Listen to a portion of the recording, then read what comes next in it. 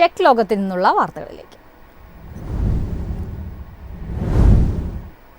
ഇന്ത്യയിലെ പ്രവർത്തനങ്ങൾ കൂടുതൽ വിപുലീകരിക്കാൻ ലക്ഷ്യമിട്ട ടെക് ഭീമനായ മെറ്റ ബംഗളൂരുവിൽ പുതിയ ഓഫീസ് തുറന്ന AI എഞ്ചിനീയർമാരെയും ഉൽപ്പന്ന വിദഗ്ധരെയും നിയമിക്കാൻ നീക്കം നടത്തുന്നതായാണ് റിപ്പോർട്ട്. ബംഗളൂരുവിൽ ശക്തമായ ഒരു സാങ്കേതിക സംഘത്തെ കെട്ടിപ്പടുക്കുന്നതിന് ഉത്തരവാദിത്തമുള്ള ഒരു എഞ്ചിനീയറിംഗ് ഡയറക്ടറെ മെറ്റ നിയമിക്കും. ഇതിനുശേഷം കാര്യക്ഷമതയുള്ള എഞ്ചിനീയറിംഗ് പ്രൊഫഷണലുകളെ നിയമിക്കും. കമ്പനിയുടെ എന്റർപ്രൈസ് എഞ്ചിനീയറിംഗ് ടീമാണ് ബംഗളൂരു കേന്ദ്രം സ്ഥാപിക്കുക. മെറ്റയ്ക്കുള്ളിലെ ഉൽപാദനക്ഷമത വർദ്ധിപ്പിക്കുന്നതിനുള്ള ശ്രമങ്ങളുടെ ഭാഗമായാണ് ഈ നീക്കം. ഡാറ്റാ സെന്റർ പ്രവർത്തനങ്ങൾ, കസ്റ്റം ചിപ്പ് വികസനം എന്നിവയുൾപ്പെടെ വളർന്നുവരുന്ന AI ഇൻഫ്രാസ്ട്രക്ചറിനെ പിന്തുണയ്ക്കുന്നതിനായി കമ്പനി ഹാർഡ്വെയർ എഞ്ചിനീയർമാരെയും നിയമിക്കുമെന്നാണ് വിവരം. 2010 ഇന്ത്യൻ വിപണിയിൽ പ്രവേശിച്ച മെറ്റയ്ക്ക് ഗുരുഗ്രാം, ദില്ലി, ഹൈദരാബാദ്, മുംബൈ, ബംഗളൂരു തുടങ്ങിയ സ്ഥലങ്ങളിൽ ഇതിനകം ഓഫീസുകളുണ്ട്. എങ്കിലും രാജ്യത്തെ അതിന്റെ ഭൂരിഭാഗം തൊഴിലാളികളും വിൽപ്പന, മാർക്കറ്റിംഗ്, ബിസിനസ് വികസനം, പ്രവർത്തനങ്ങൾ, നയം, നിയമം, ധനകാര്യം തുടങ്ങിയ ജോലികളാണ് നിലവിൽ ഏർപ്പെട്ടിരിക്കുന്നത്. മെറ്റയുടെ ഏറ്റവും വലിയ ഉപയോക്തൃ വിപണിയാണ് ഇന്ത്യ. ഫേസ്ബുക്ക്, ഇൻസ്റ്റഗ്രാം, വാട്സാപ്പ് എന്നിവയുൾപ്പെടെയുള്ള മെറ്റ പ്ലാറ്റ്ഫോമുകൾ 1 ബില്യണിലധികം ആളുകളാണ് രാജ്യത്ത് ഉപയോഗിക്കുന്നതെന്നാണ് report. News desk, MyFin TV.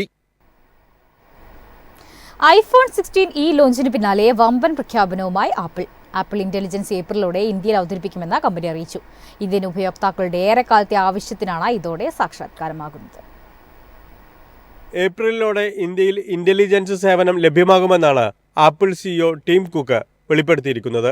iOS 18.4 അപ്ഡേറ്റിന്റെ ഭാഗമായാണ് ആപ്പിൾ ഇന്റലിജൻസ് ഇന്ത്യയിൽ ഉപഭോക്താക്കൾക്കിടയിലെത്തുക. തിരഞ്ഞെടുത്ത ഐഫോണുകൾ, ഐപാഡുകൾ, മാക്കുകൾ എന്നിവയ്ക്കായി വിപുലമായ AI സവിശേഷതകളാണ് പ്രതീക്ഷിക്കുന്നത്. Apple budget friendly iPhone 16e launch ചെയ്തതിന് തൊട്ടുപിന്നാലെയാണ് ഈ പ്രഖ്യാപനം.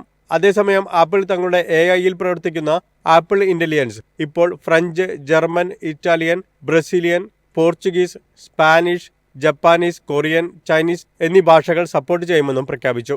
കൂടാതെ ഇന്ത്യയിലെയും സിംഗപ്പൂരിലെയും ഉപയോക്താക്കൾക്കായി രൂപകൽപ്പന ചെയ്ത ഇംഗ്ലീഷ് പതിപ്പുകളും ആപ്പിൾ അവതരിപ്പിക്കുന്നുണ്ട്. iPhone 16eയുടെ ലോഞ്ചോടുകൂടി എല്ലാ ആപ്പിൾ ആരാധകരുടെയും ശ്രദ്ധാകേന്ദ്രം ഈ ഫോണായിരുന്നു.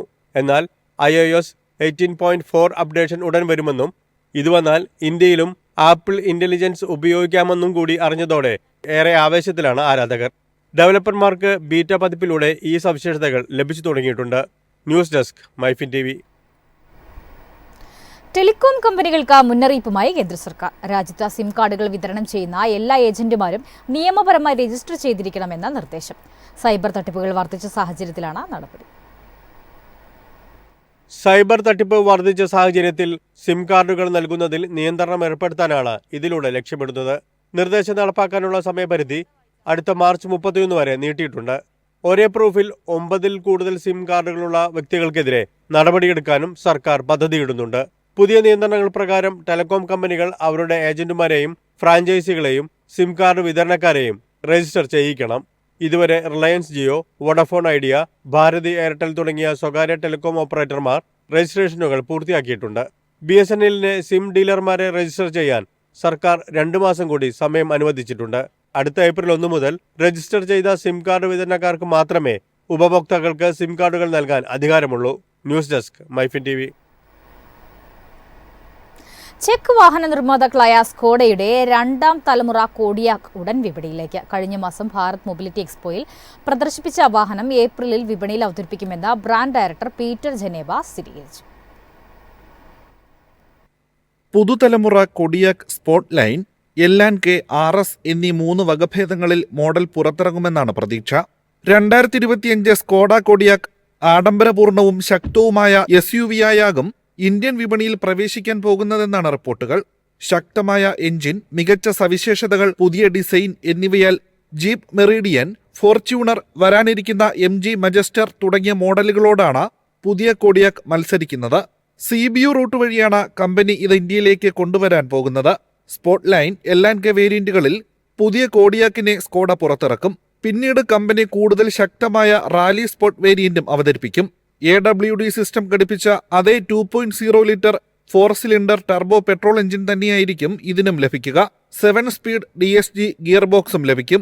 ഇതിന്റെ RS വേരിയന്റ് 265 bhp പവറും 400 Nm ടോർക്കും ഉൽപ്പാദിപ്പിക്കും. ഇത് വാഹനത്തെ കൂടുതൽ ശക്തമാക്കും. ഇതിനു പുറമെ 2025 ഓട്ടോ എക്സ്പോയിൽ സൂപ്പർ 4x4 പ്രദർശിപ്പിച്ച ഡീസൽ എഞ്ചിൻ ഓപ്ഷനും സ്കോഡ കൊണ്ടുവരും. വാഹനത്തിന്റെ എക്സ് ഷോറൂം വില ഏകദേശം 45 ലക്ഷം രൂപയിൽ നിന്നും ആരംഭിക്കുമെന്നാണ് പ്രതീക്ഷ. RS വേരിയന്റിന് ഇതിനേക്കാൾ വില കൂടുതലായിരിക്കും. News desk MyFin TV. 2025 സാമ്പത്തിക വർഷത്തിൽ രാജ്യത്തെ IT രംഗത്തെ വരുമാനത്തിൽ കുതിപ്പുണ്ടാകുമെന്ന റിപ്പോർട്ട്. വരുമാനം 5.1% വർദ്ധിച്ച $282.6 ബില്യൺ ഡോളറിലെത്തുമെന്ന് IT സംഘടനയായ നാസ്കോം പുറത്തുവിട്ട റിപ്പോർട്ടിൽ പറഞ്ഞു.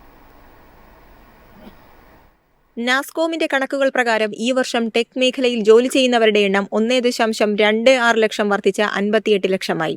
പരമ്പരാഗത IT സേവന കമ്പനികളുടെ 2025 സാമ്പത്തിക വർഷത്തെ വരുമാനം 4.3% വർദ്ധിച്ച് $137.1 ബില്യൺ ഡോളറിലെത്തുമെന്നാണ് പ്രതീക്ഷ.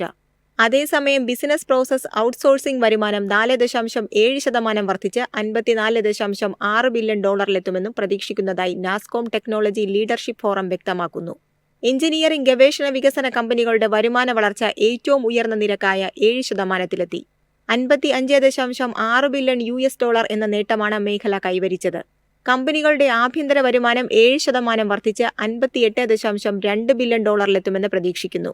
ഇത് കയറ്റുമതി വരുമാനത്തിലെ 4.6% വളർച്ചയേക്കാൾ വേഗത്തിലാണ്. 2026 സാമ്പത്തിക വർഷത്തിൽ വ്യവസായം $300 ബില്യൺ വരുമാനം നേടുമെന്ന് പ്രതീക്ഷിക്കുന്നതായും നാസ്കോം ടെക്നോളജി ലീഡർഷിപ്പ് ഫോറത്തിൽ പ്രസിഡന്റ് രാജേഷ് നമ്പ്യാർ പറഞ്ഞു. News desk MyFin TV.